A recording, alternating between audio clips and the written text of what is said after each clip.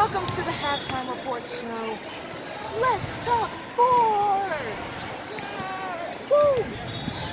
So we're going to start with our halftime score is 27-17. Lightning is up. We are currently standing with, we finished the first half with 9 fouls, and the other team finished with 8. Report, and you ain't showing me nothing. One more.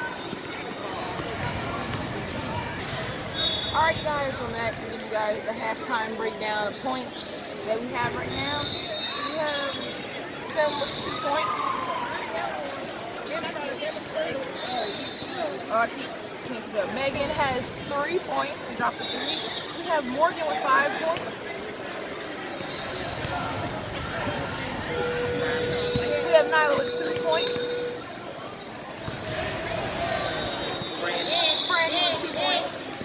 With 3 points, we also have Heather. And we have Jayla with 8 points, people. 8 points. And lastly, we're finishing off with Neve with 2 points. Alright, you guys, Lightning's ready to come back harder than ever this next half to finish the game off. Thank you for chatting with me today on Let's Talk Sports. See you guys next game.